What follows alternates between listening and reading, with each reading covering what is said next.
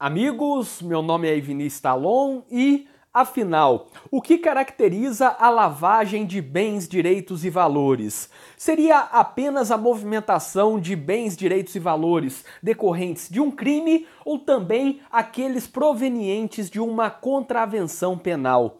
Esse tema é extremamente importante, sobretudo porque houve uma alteração em 2012 e o crime de lavagem de capitais cada vez está mais frequente na jurisprudência, cada vez observamos mais essas mega operações, como por exemplo a Operação Lava Jato, que trata da lavagem como um dos crimes imputados a esses agentes. E, portanto, devemos entender qual é exatamente o elemento que caracteriza a lavagem de bens, direitos e valores. Por isso, eu deixei aí na tela para vocês a Lei 9.613 de 1998, que é a Lei dos Crimes de Lavagem ou Ocultação de Bens, Direitos e Valores. E como vocês podem perceber, o artigo 1º tem ali duas redações, uma redação riscada, portanto já revogada, e uma outra redação que não está riscada e que consta ali que foi dada pela Lei número 12.683 de 2012.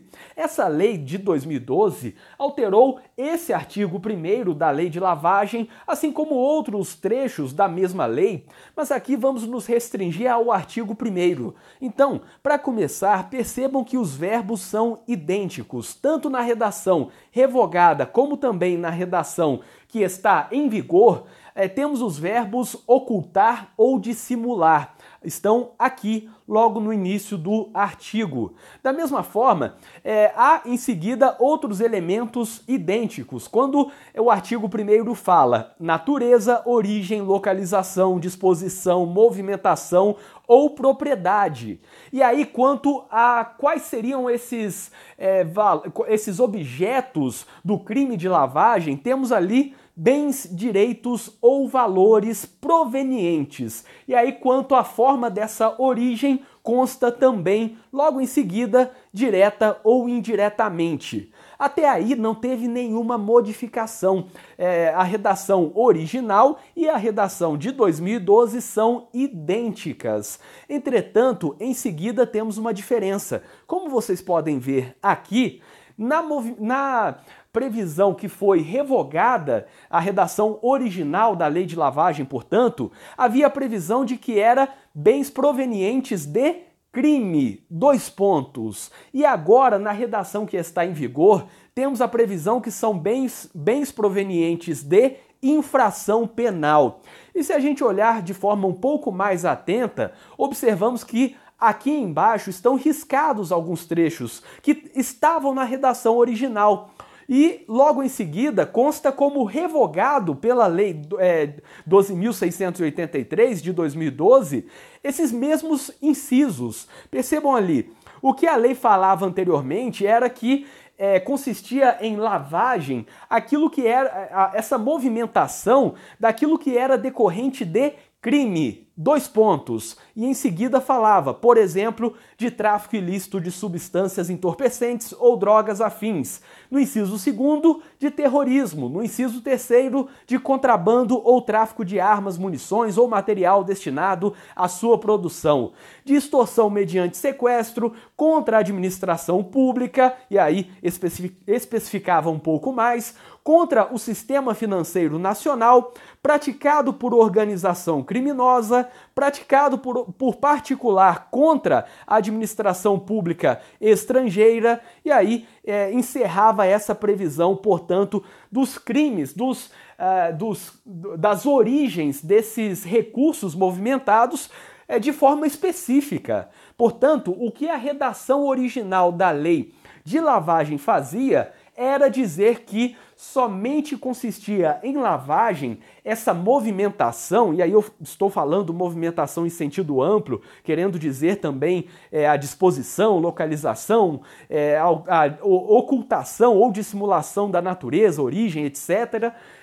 de recursos decorrentes de crime e não de qualquer crime, não de qualquer tipo de crime que você possa imaginar, como por exemplo o furto. Não era relevante do ponto de vista da lavagem se alguém movimentasse, se alguém ocultasse recursos decorrentes do furto. Isso porque ele não estava aqui nessa lista que era taxativa. Agora houve uma ampliação. Para começar, que percebam que todos esses incisos foram revogados. E ao final do artigo 1º, antes tinha 2 pontos. Tinha de crime, 2 pontos, com a especificação de quais crimes poderiam dar origem à lavagem. Agora temos de infração penal, ponto. Aqui eu posso falar de 2 grandes alterações. Para começar que, se antes havia uma lista, um rol taxativo desses crimes que davam origem, que possibilitavam a prática da lavagem, agora não há mais um rol específico.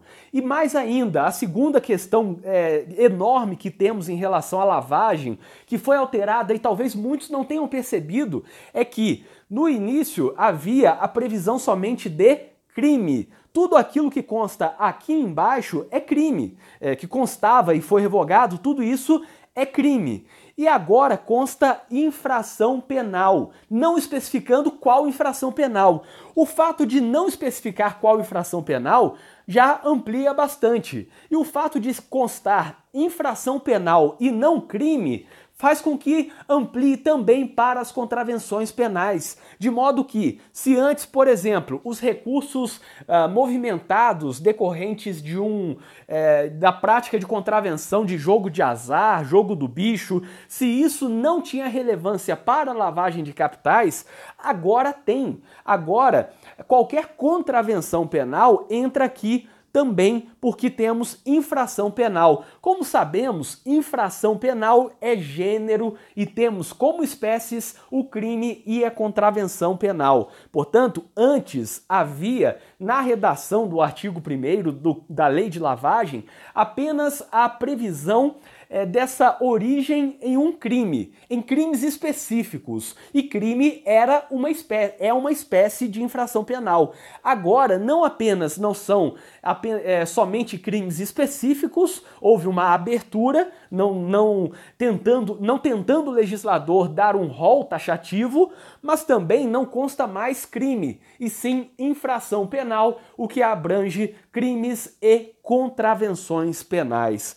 Eu espero que vocês tenham gostado deste vídeo. Inscrevam-se no canal e ativem as notificações, porque assim vocês saberão sempre que for lançado um vídeo novo aqui no canal. E para quem tiver interesse, eu deixarei na descrição deste vídeo um link com várias coisas úteis, como por exemplo o grupo de debates com criminalistas do Brasil inteiro, além de artigos, vídeos, livros de minha autoria e livros que eu indico, contato para palestras, cursos em que eu leciono e muito mais. O link está na descrição deste vídeo e até o próximo vídeo.